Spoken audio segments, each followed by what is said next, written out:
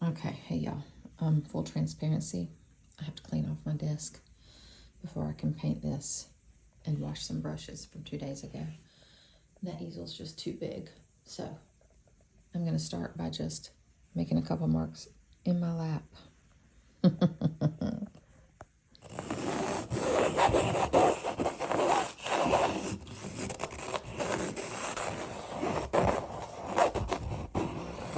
And I'm going to use a couple of my drip machines because you don't have to have a palette to use those. And I'm going to let them dry while I straighten off my table. These are by Machine Studio. I think I've told y'all before. I don't get paid, sorry for this terrible content, to talk about these, but I love them. So I do. That's what we used to do before influencing was a thing, right? So I'm going to use the blue and the green,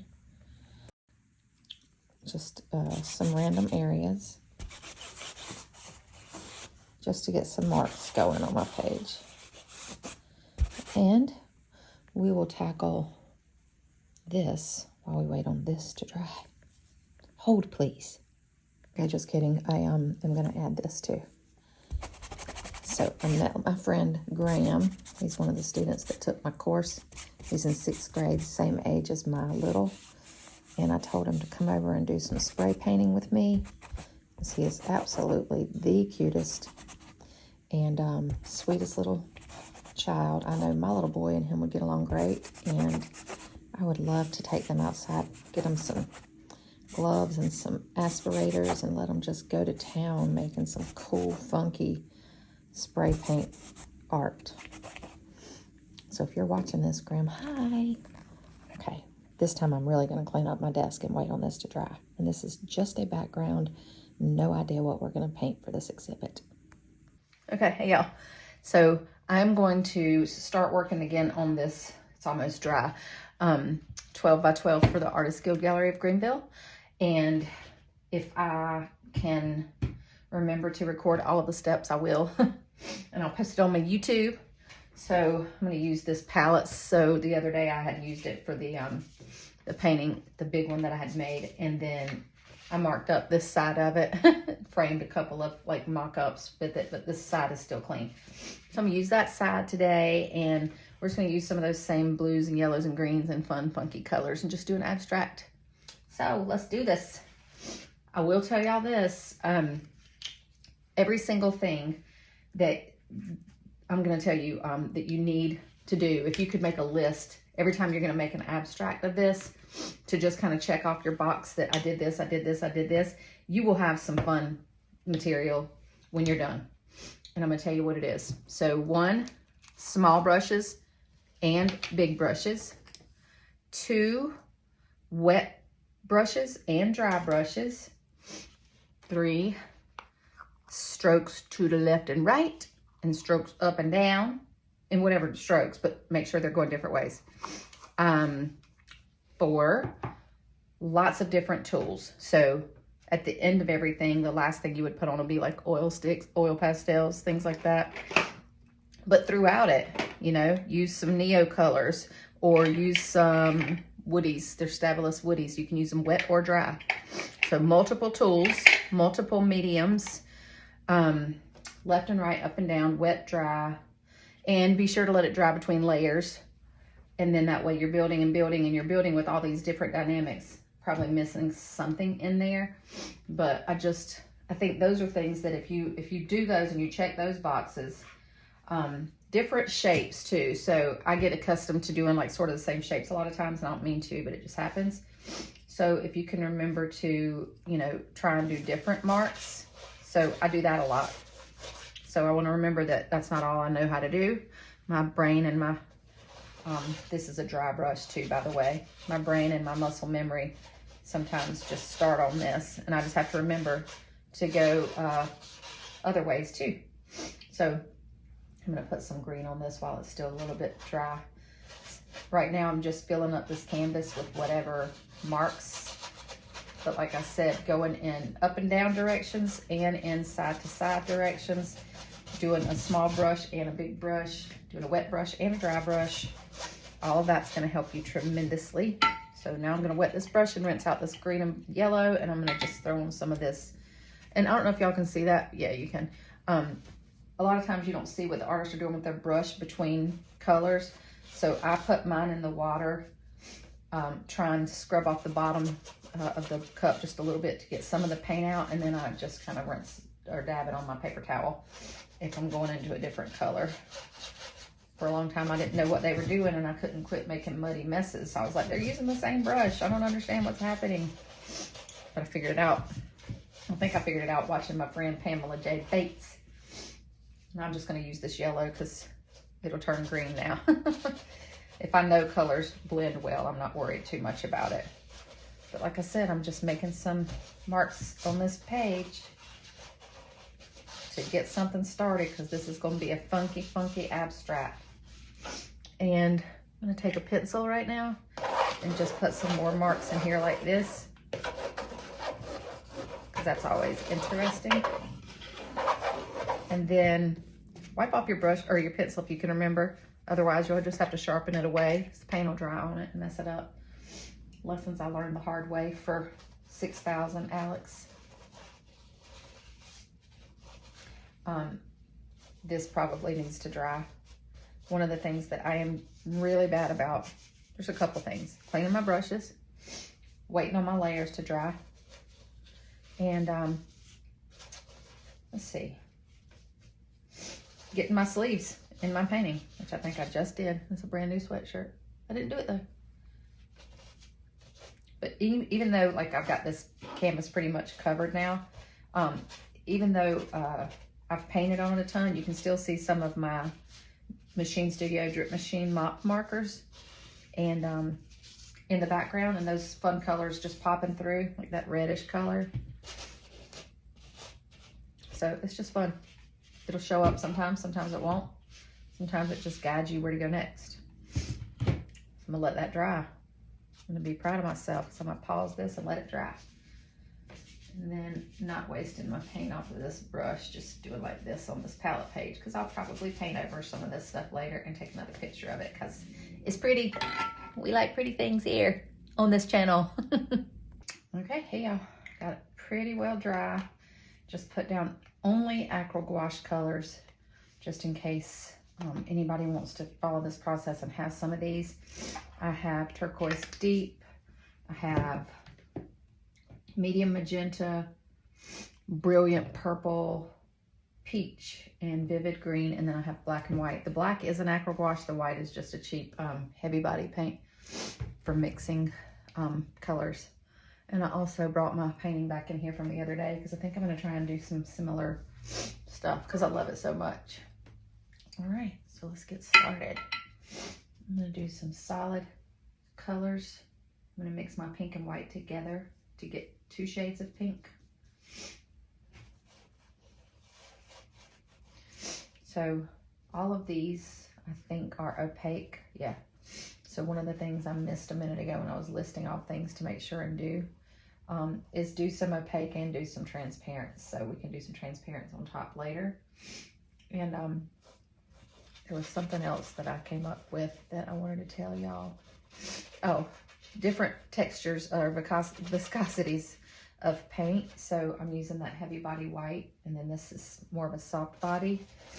You can also use fluid paints, things like that. Just switch it up a little bit.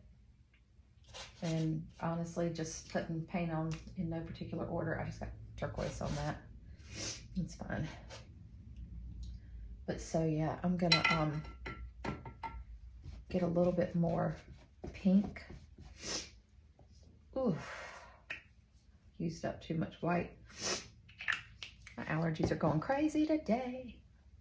It's fun living in the South whenever you're allergic to absolutely everything. All right, I will give y'all a tip, not that you asked for it. And if you have bad allergies, wash your sheets and pillowcases a lot more than you normally would. It's helpful. I haven't done mine in a while, and I think my friend who cleans for me is coming next week. And every time she does, it makes a giant difference. So I'm just, again, using a pencil to put some marks on this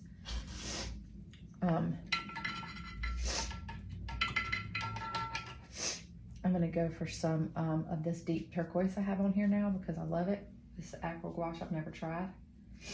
And I'm gonna do it just its regular, right out of the bottle. And then I'll do some mixed with some white. And another thing I meant to tell y'all is that throw in a color that you normally wouldn't. It's more of a neutral, like a burnt amber or something like that. Because it'll really make the other colors pop a lot. And so it does your painting so many favors, even though it's not something you would normally paint with. Throw it in there in a couple spots. I love this deep turquoise color, this Liquitex Aqua Gouache. Ooh-wee, it's pretty. Love that. I don't know how much gets lost in translation when you're filming like this, but I love it. My ring light broke. It comes on every 3 or 4 times, so that makes me feel like it's probably an electrical issue, so I don't like messing with electricity. I'm just gonna buy another one. And they're so cheap anyway. I think I'm gonna go get my essential oils in a minute so y'all don't have to keep hearing me snipple through this whole thing. Gross, right? All right, let's see. None of these others are gonna play well with that color, so I'm gonna rinse this. And I'm going to do some of this vivid green. I think it's called vivid lime green, yeah, next. So I just rinsed that off and then dabbed it off there. And then it's an opaque color too. Later we'll do a couple transparent things on here, but just to keep it mixed up. Make a list of all those things. And if you're doing something abstract and you do all those things, you're gonna get something interesting out of it. I promise, that is a guarantee. Just kind of keep your color wheel in mind, you know, try not to make too much mud. Some mud is good. It adds a little bit of an element that makes, I guess, the other colors just really pop, sort of like if you're using another kind of a neutral or whatever. So there's a place for the muddy stuff. Betty Franks taught me that. If y'all don't know, I have spent no less than $3,000 on art courses. And I will continue to do that. And I've spent no less than $10,000 on art coaching for your business. So when I make my course and I put it out there for $22 and I say it's worth $2,000, just believe me when I tell you it's worth more than that. Because you pay for all of that. All those marketing tips, you pay for all that. And then you share it with other people and you can water down the price some if you're gonna share it with a whole bunch of people. I had one-on-one consultations. I'm dipping my brush in the water just to get some loose little marks with this white. I did mine on one-on-one sessions, which is a lot more expensive, but I wanted to make sure I got all my questions asked. So I've done one with 4 different artists now and a social media genius who has hundreds of thousands of followers. And honestly, the artist consultations aren't really that expensive. I think the most I paid was $200 for 45 minutes. I just rinsed my brush again in case you're following along at the same time as me. I'm gonna put some of this purple on here. This is just, the paint's still wet. I'm not listening to my own rules. I needed to let that dry. This is just to get this last layer down and let it dry. Not last layer, but next layer, let it dry so I can start doing some more. I do want to just put a little bit of this wet on here too. So like I did with that white, all different directions, like I said, like random strokes. And when it's wet like that, it just looks really cool. All right, have peach left, but I need to let this dry first. But yeah, go back and listen to some of those tips because I might too. I think of them just randomly. I think I have an attention problem.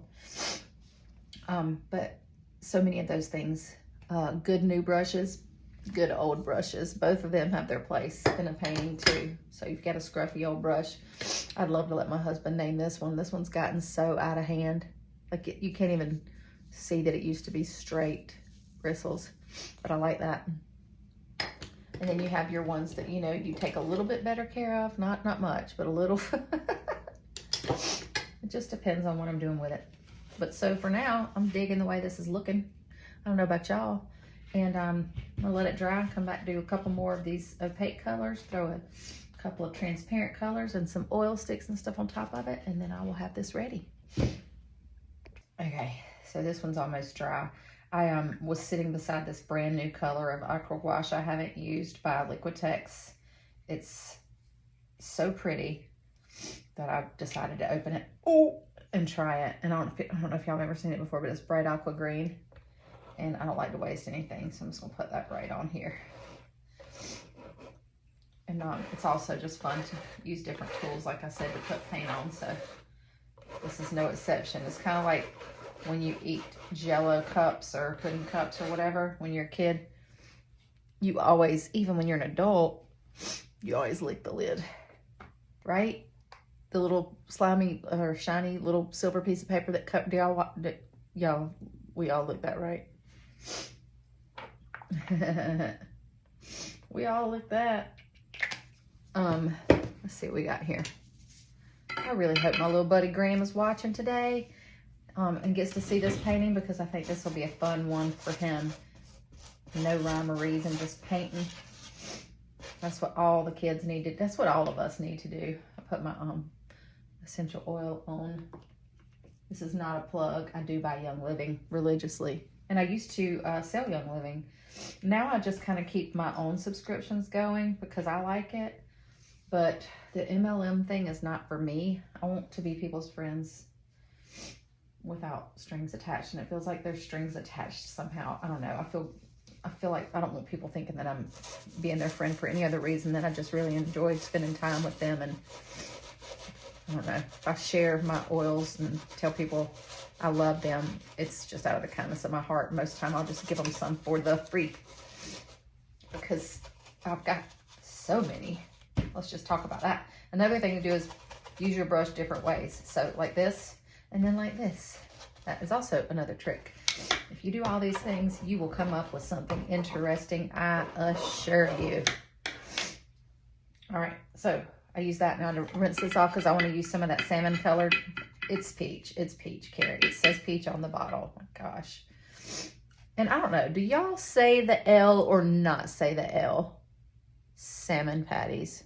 Salmon patties. Salmon patties. Salmon patties. I think I grew up eating salmon patties in South Carolina, but I'm probably doing it wrong. What is up? Why? Is there something right here on my head? Y'all, I'm getting gray hairs. That'll happen. It's okay. All right, so now I'm putting this paint on in a straight kind of manner like this, just to mix it up a little bit. I probably didn't get enough of that. Oh, just put some bright green in there somehow. I don't know where that came from. I'm gonna get another brush and put a little bit more of this. That is not peach. Okay. That brush was wet, so it wasn't giving me the coverage I want. So it's an opaque color, but sometimes if your brush is wet, it waters it down a little bit. It separates the pigment or whatever out a little bit. So I'm just going back over that one little area. I'm gonna leave that one alone because I just got a big old streak of lime green in it, and I'm almost positive green and peach don't make pretty colors. They complement each other. But that I think means that they would make mud, but don't quote me on that. I am gonna take this class. Suzanne Allard did a color wheel class and color mixing class, and it's free if you go on her website. Just download it. And I think she'll give you, like, her website gives you like a free month of Skillshare, which is worth its weight in gold. You can take so many classes on there. My class is on a platform called Thinkific. If I could give people a membership for that for free for a month, I would do it to every single person I know. Because you can see every type of art, like you wouldn't believe the things you can teach or learn. All right, so I did some side to side here. I did some up and down here. You get what I'm saying. And I just like this color, so I'm putting it in a couple more spots. And you can use your brush like this too, sort of like a stencil type of thing, especially like whenever they're this shape. When they're round, they give you sort of a bud shape, so you can use that to paint flowers, kind of. I'm gonna put a little bit more of this down Well, this isn't a really good ad for my breathe again stuff, is it? Whew. I am just so congested or something today. I don't know. It's also been a really big storm around here lately, so maybe that has something to do with it. I don't know. But I'll stop making y'all listen to me talk about that, because nobody cares about that. All right, so now what do I want to do? I want to put some black on here at some point, but I do think I probably need to let this dry some. I love how there's lots of different shapes and colors, and probably need to do another couple of big shapes on here, but I'm just letting it talk to me, and that's not always going to give you the same vibe as something else you've already done before. Make a little bit of gray. That's what I'll do. So I put this black on here earlier. This is a weird brush that I don't know the name of. I have to get my husband to name that one. But since I haven't used it on here, I'm just going to put down a little bit in a couple places. Just some other colors are like brighter. And that's what adding more darker colors or whatever. That's one thing that'll help.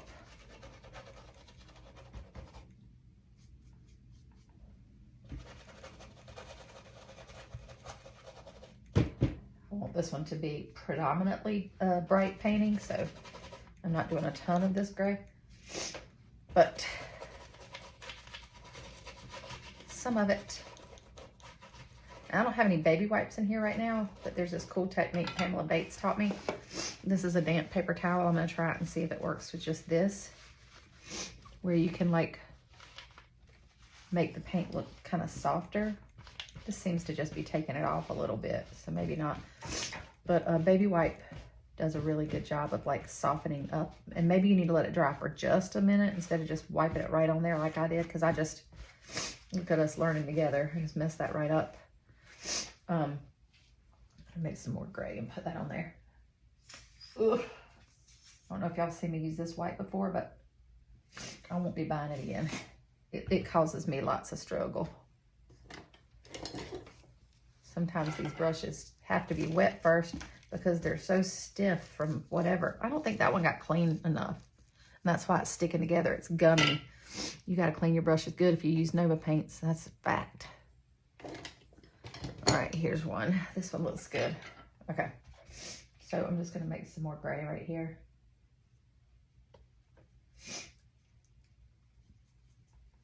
That's lighter, which I don't mind. Put a little bit more in there. All right. And then I'll go over this little area here that I kind of blobbed up with my paper towel. I guess what the tip would be is maybe if you're going to do what I was trying to do, let it dry just a teeny bit as opposed to using the paper towel right away. I don't know. I have to go back to my notes I took when Pamela was teaching me.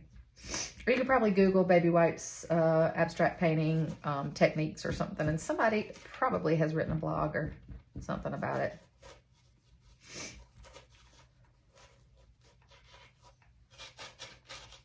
I'm just putting some of this beside this other gray too. And I don't know why, I'm just doing it.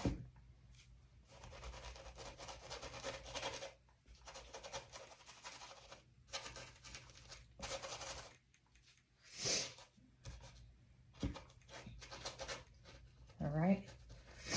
And then I think I'm gonna take my pencil and just do like a big swoop through. There we go. It really looks cool when you make a mark in fresh, wet paint like that. I just love it. And also just the marks from these pencils that I always forget what they're called. I don't know. It says Mr. Pen 2H. Don't know what that means. So you have to find another channel for that part. But this is where we are so far, and I dig it. I think that we could put a couple of transparent colors down on top of this and then make on top of it with some of our pastels and sticks and stuff like that and call it a day because it's looking cool. And then because I used pretty straight out of the tube colors, we can make the sides look fun, or we can paint them black or whatever. But for that gallery, you can't just have messy sides or whatever, so which I think is great. I think I might put this gray on, or this peach that's on here on with my finger just real quick because I don't want it to go to waste. Do y'all ever do that? Just like, oh, I still have some on my palette. Let's just throw it on there and use your finger. You do, I know you do. I was at a exhibit last night. I'm gonna put a little bit more right here. That I met a friend at, we both took Suzanne's class, and she had paint on her hands at the exhibit. I thought, this is hysterical. Probably most of the artists that were there did. But I'm really proud of her. I noticed her stuff right away. The first time I went to drop off my paintings, I knew what hers was. I told her I was proud of her. That's good. Because we can't be copying other people's style. We got to come up with something that's ours.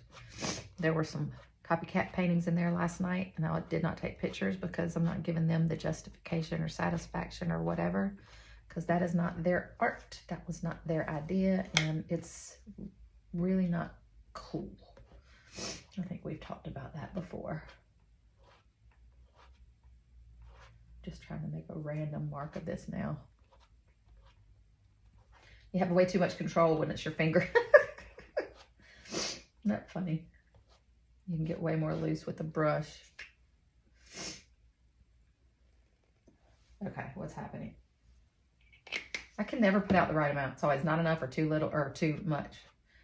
What is wrong with me? Why can I not say words?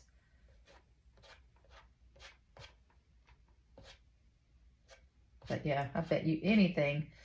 There was finger painting used in some of the best paintings you've seen today, and there were layers upon layers. There was probably somebody's saliva where they accidentally licked their finger. Probably a bug. I've had lots of bugs die in my paintings. That's always fun. It's really not, but I feel bad. I'm not going to try and dig them out. It's not going to save them anyway. All right, let's do this. I'm going to let it dry for a little while. This is where we are. Ta-da! Need some more white in here somewhere. We'll do that with some oil sticks or something. Okay, real quick. One of the other things that I want you to put on your list, and I am seriously going to go back and watch this video, probably on 3 times speed, and make this list because I think it's good tips and it's just randomly coming to me, is I forgot to put on some little drips in here somewhere, and that's sort of like my thing that I love to do. So I'm putting just a couple of places.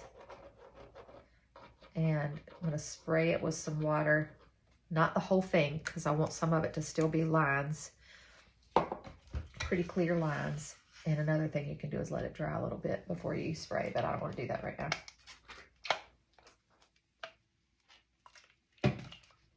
You can spray it to the left and the right too, whatever you want to do. But it's just a different way to have paint on here, different marks. Like I said, there's a few different ways, a few different tools. It's always going to be interesting. So this will take longer to dry than the rest of the stuff. I like to do it backwards sometimes too.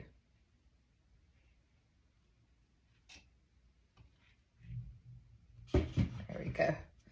That's a good contrast too. I did a purple color.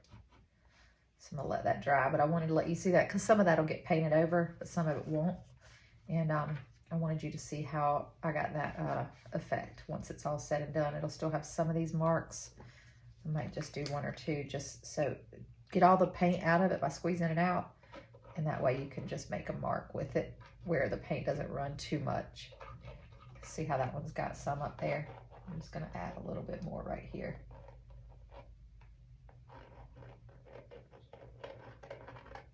All right. Because I really like the way that looks, and I like the way it looks when it's like diluted out. So I want to have a little bit of both. We'll let it dry and come back. Okay, hey y'all, I'm back. This is where we are. I'm good with the colors and the layers, and I am going to add just a teeny bit of transparent paint and then some marks with all of my mark making tools. And if anybody's seeing this today, before I spend the money, let me know if I need the ring light or if y'all can still see this pretty good without.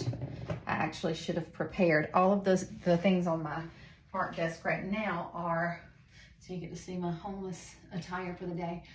All the things today are opaque. So I'm gonna look at something that is translucent. Maybe I'll do this ultramarine blue. Okay, so this is a So Flat by Golden. Wonderful line of paint. Maybe I'll just do like a little line because I liked my royal blue line on my other one in the background there. Doing a little smaller brush on this piece because this piece isn't as big as that one. It doesn't even really look opaque because it's so deep. I mean, not opaque. It's semi-transparent. I'm gonna put a couple spots of this color on there because I really like it. And like I said, put your brush down in different ways to get the paint on there and get a different look. And then also take your mark making tool, whatever one you're gonna use. I'm using this one right now. And do this a little bit in some areas, just for interest. Really love this color a lot.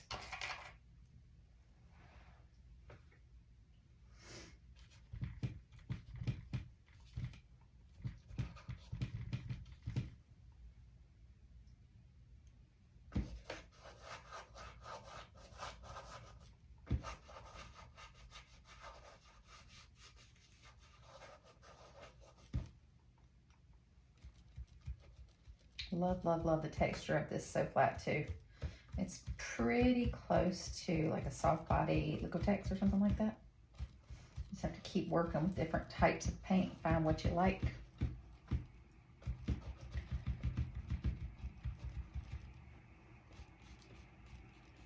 Putting a little bit back over this area where I scratched in those marks. And we can do more scratches in that too. I think I'm going to do a little teeny bit of a drip on this blue at the top. And then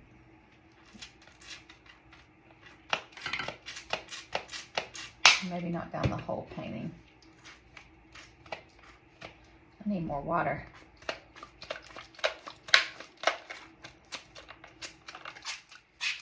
Okay.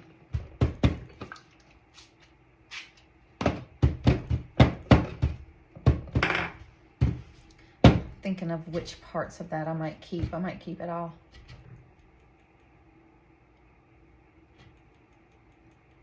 It's just a good way to get another look. You want as many different looks on your painting as you can get. And that looks pretty cool. I don't know if I love the blue line that I put down the middle, but I meant for it to be a little bit off to the side. But once we get some marks on here with some oils and stuff, we will see.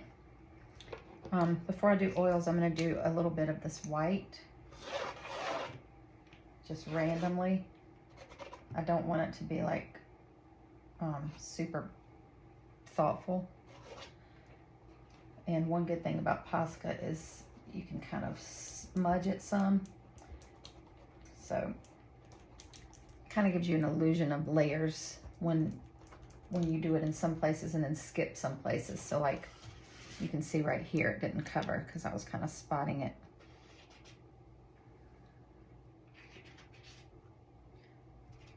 And you can do this with a fine liner or a really good brush if you're super, super good at that type of thing. I'm really not. I will be. I'm letting myself have some grace on learning all of the different techniques because it's only been a year. But I do like those pops of that white a lot. You see that?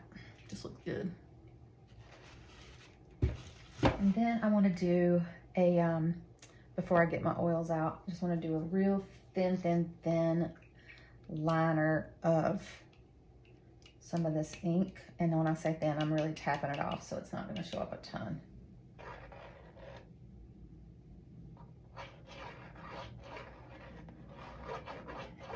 I love the way this stuff looks when you get it on the painting.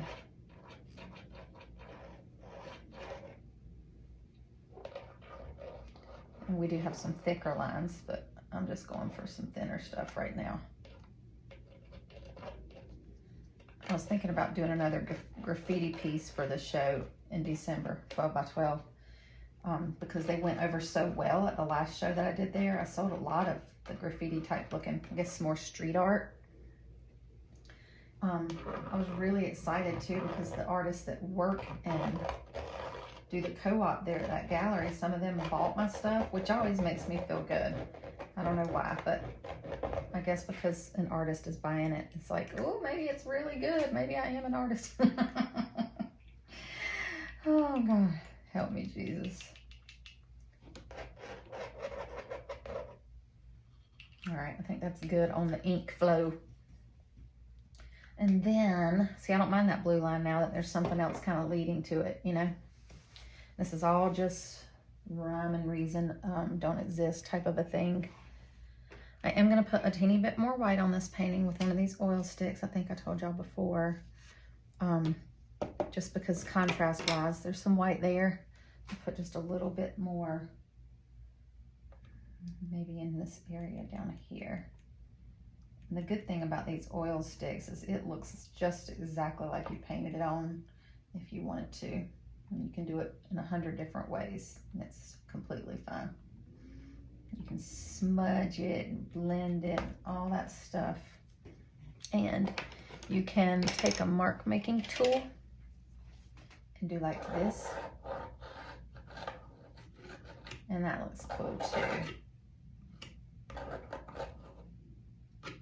So, show you that up close. Looks cool. See that? And then just a little bit right here. I forgot that was wet, so that oil won't stick right there so hot, but that actually looks kind of cool. So I'm gonna leave it. See how that wet was going down from where I put that water drip in there so it didn't stick, but that's okay. And then again, I'm gonna put just a couple of lines in that, because it looks awesome. I'm just going to accentuate the white that's already there in that area. And then maybe just put a little bit up here on the top randomly. A little piece right here. I think that's it. That's giving us maybe one right there. Okay, here, stop. This is just giving us a couple of different areas of a light tone, a dark tone, and a mid tone, and you want that. Good way to check that is to watch your look at your photo in a filter on your phone in grayscale, and you'll be able to see what all you have. But I really like this a lot. I'm not really sure if I need to do anything else to it because I really like it a lot, just like this. So I'll tell you what I'm gonna do. I'm gonna do a little bit of that peach color in my oil pastels over that peach color painting, because every time I do that, I love it. And then I think I'm gonna call it a day. Maybe a teeny bit of the lime green in these oil pastels. And I did buy some Sennelier, but I bought a landscaping kit. So let's look and see if these ones have the color that I might like. Hold, please. I am taking better care of these because they were a lot more expensive. The other ones are just kind of sitting around in the elements. So I don't see a peach color like that. So I'll need to use my Mungyo, which I really like. I do see a blue that'll look good. Let's just throw this blue over some of this blue paint. It always just looks cool when you kind of put tone on tone and then just kind of let it go outside of it just a teeny bit, just like that. And then I guess I just got peach on that, which that's fine. Got a little spot up there, happy accident, completely fine. And then I'm gonna do this peach color on this area, just a couple of places. And I'm just doing it loosely, twisting it, making sure it's not looking too neat. We don't want that. And then because I accidentally did that color on there, I don't even know what color that is. It's almost like it got on there from another pastel or something. It makes me want more of that in this painting. I can't even tell what color that is. It's almost like watermelon. Watermelon sugar. Hi. Does anybody else sing when they're painting? Like by accident? Yeah, maybe that is a good color for this. Yeah, that looks nice. Okay, Ever compliment yourself also whenever you're painting?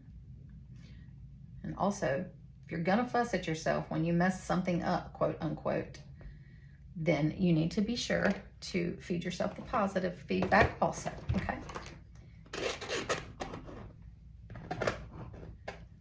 It's not exactly watermelon, but I like it. So I'm just gonna go over that little watermelon mark with that. Looks more like I meant to do that now. Got those little pops of color in there. Got some white, some darks, some gray tones. I'm digging it.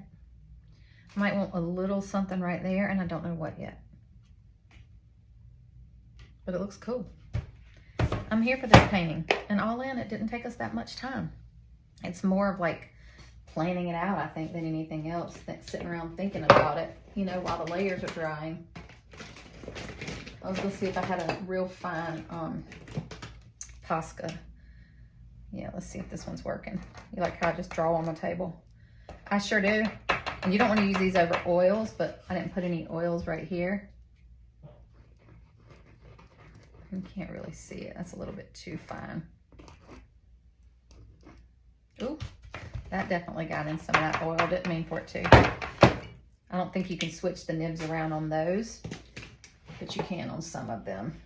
I'm going to use this one because it's a fatter one, but it's a really good color to just put a little bit of a mark that'll show up. And then clean off the tip so it won't be ruined.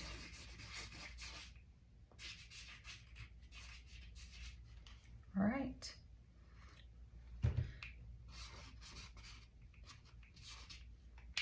Okay, and then maybe somewhere down here with this color.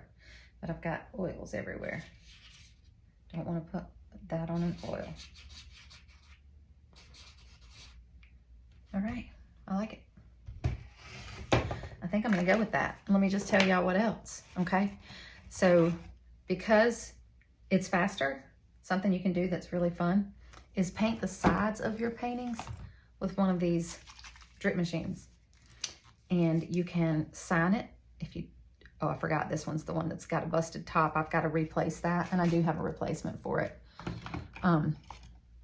But you can do this on the edges because it's a good mop marker tip. And then whenever you let it dry, you can sign it down the side in like white instead of signing the front of it. And it's just a really cool look. But the crinks don't have as wide of a tip as the other ones do, but I need to replace the nib on that one. But I just want to show you how easy it is to paint the edges. If you're painting the edges instead of framing, which is probably what I'll do for this show, it's so easy. And it covers the same as if you were using a brush, so it does not matter. No one's gonna know. And I'll just paint all of the sides of this black, and then I will sign it in white on the side somewhere.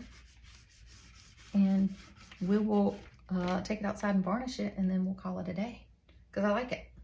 So that's probably what I'll submit. And if there's any changes between now and then, you'll see it because I'll post pictures. But thank you for joining me. I hope that you enjoyed it. I hope you painted something.